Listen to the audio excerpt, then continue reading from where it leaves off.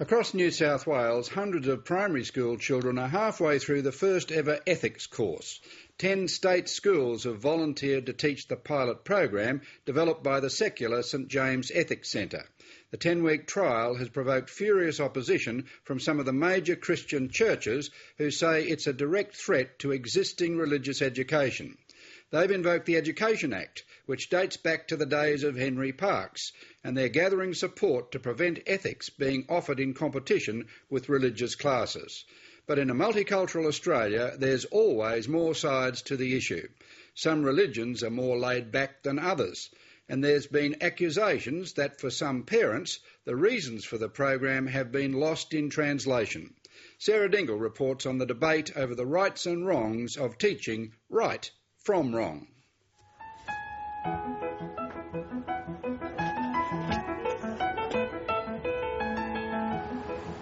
Hurstville Primary School in Sydney's southwest has taught children for more than 100 years. But today, some of these kids are receiving an education like never before. I just see this as a really worthwhile program. Parent Fiona Donnelly has volunteered to teach ethics once a week at Hurstville, where 94% of students are from a non-English speaking background. The school, with the student population, there's probably not a large amount of them participating in scripture class. So I see this really as a fairness thing, you know. It's giving them an opportunity to do something worthwhile in a period of time when they were otherwise excluded. We'll have one larger group of 6 and this can be another group of 6. So I'll hand you out these scenarios. Today the class is discussing what happens when ethics are put to the test. See if you can find an ethical principle that's at stake in that scenario. Just over half this group have never been to scripture classes, but more than a third have shifted from Protestant and Catholic scripture. Don't make other people in trouble when they didn't do anything. Yeah. Then everyone gets in trouble. Treat others the way you want to be treated. Yeah, it's right. No. It's correct. Yeah. That's because if you... No, I mean, like, if...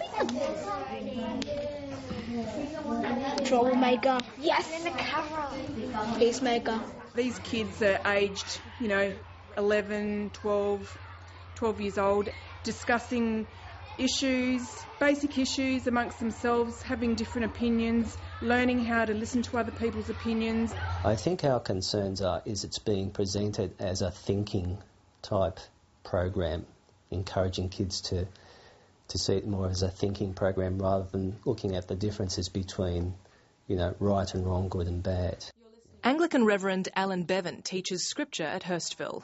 He's upset that he's lost around half his pupils to the ethics trial.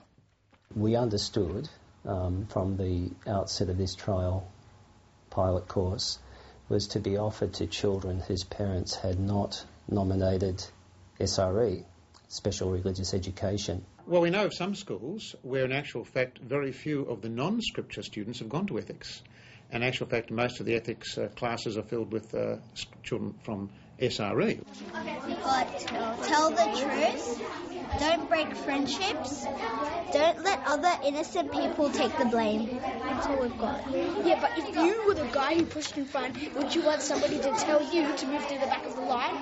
No. So that's not treating people the way you want to be. Has a weird brain. No. 70% of Hurstville's pupils are of Chinese background. Anglican Bishop Glenn Davies says there could be one reason why these students in particular have abandoned scripture for ethics. Letters went out and I think was translated into Chinese. From my understanding, there's no Chinese word for ethics. So for a lot of Chinese parents, who of course are very deferential to anything that comes from the school, a letter from the principal saying, here's this new course, well, from what I understand, a lot of people sent their children to this ethics class without knowing, but thinking that this was being almost like a direction from the principal to actually attend this class. Stateline has conducted an independent translation of the letter, which tallies with the school's translation. It does explain that a trial ethics course will be offered by Hurstville and the Department of Education, stating all students will be offered the opportunity to participate, regardless of whether they currently attend scripture. The president of Hurstville's Parents and Citizens Committee, Annie Etheridge, declined to be interviewed, but told Stateline Chinese-speaking parents were upset by the church's claims they didn't understand the ethics trial, saying it was assuming that they were naive. The PNC says parents have been very supportive of the trial, including parents whose children go to Scripture. However, the letter doesn't state clearly that ethics and Scripture classes are conducted at the same time but separately. Now the Catholic Church is challenging the legality of conducting ethics in the time slot traditionally marked for SRE. Legally, the government is committed to this since the early days of Henry Parkes's Education Act. Where in the Education Act does it say that no lessons should be offered in competition with SRE? It's enshrined in the Constitution. And so that's been sort of put aside. Nothing was supposed to be in competition to that. In fact, the Education Act says religious education should be provided for those students who want it and lays out who should teach it. But the requirement that no lesson should compete with SRE, including ethics, is a state government policy. A spokeswoman for the Education Minister, Verity Firth, said that policy is a technicality and isn't set in concrete. Okay, so we're faced with a bit of a moral dilemma here. As well as ethics, Hurstville offers Protestant, Catholic, Greek Orthodox and Islamic scripture. A leading Muslim educator says he doesn't share the bishop's concerns. I mean, any class, any exposure to morals, values, all those things that we in a society should expose our young children to. I don't personally have any problems with that at all.